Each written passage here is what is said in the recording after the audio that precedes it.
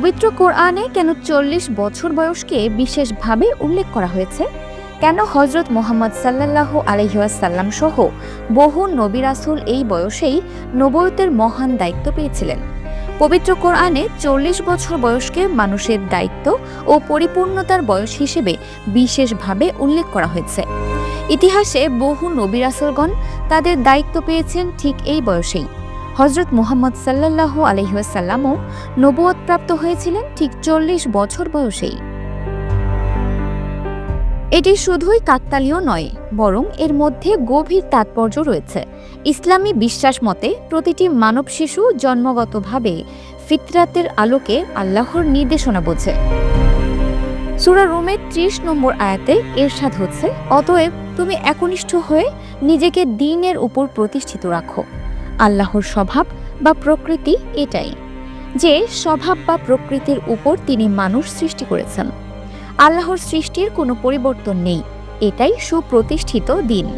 কিন্তু অধিকাংশ মানুষ তা জানে না, অর্থাৎ প্রতিটি শিশু তার অন্তরে জন্মগতভাবে ঈমানের বীজ নিয়ে আসে। এরপর সে ধীরে ধীরে বড় হতে থাকে, শৈশব থেকে কৈশোর, এরপর যৌবন পেরিয়ে একসময় বৃদ্ধ বয়সে উপনীত হয়। এর মধ্যে ৪০ বছর বয়স হচ্ছে এমন এক বয়স যখন একজন মানুষের চিন্তা ভাবনা, অভিজ্ঞতা এবং চরিত্র পূর্ণতা লাভ করে। সূরা আহকাফের ১৫ নম্বর আয়াতে এই বিষয়টির সুস্পষ্ট উল্লেখ রয়েছে। এই আয়াতে আল্লাহ তাআলা মানুষকে তার মাতা পিতার প্রতি সদয় ব্যবহারের নির্দেশ দিয়েছেন।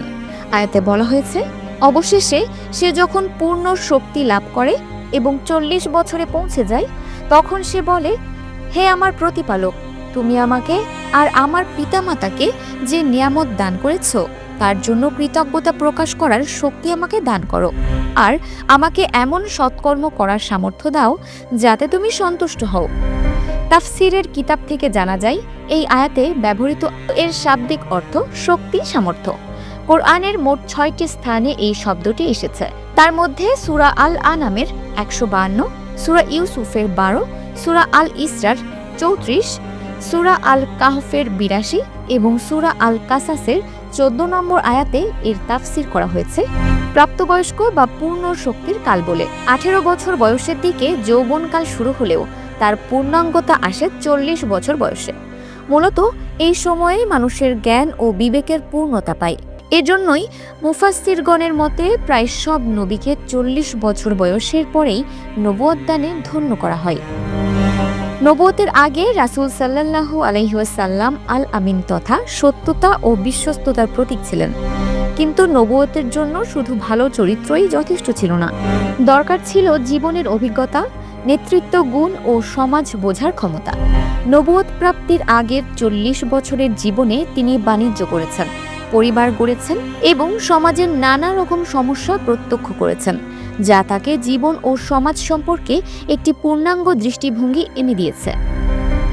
ইসলামী ঐতিহ্যে হযরত মুসা আলাইহিস সালাম এবং হযরত ঈসা আলাইহিস সালাম সহ বহু নবী রাসূলগণ প্রায় ৪০ বছর বয়সেই নবুয়ত লাভ করেছেন।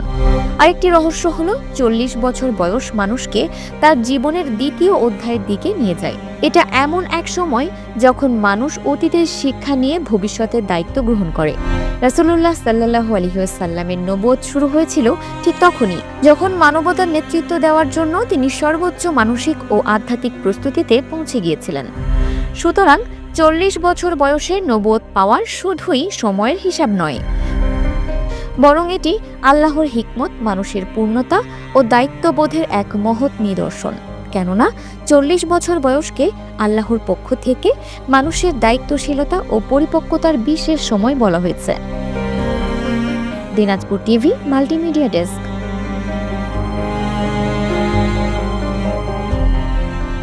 দিনাজপুর টিভি মানুষের জীবনের কথা বলে।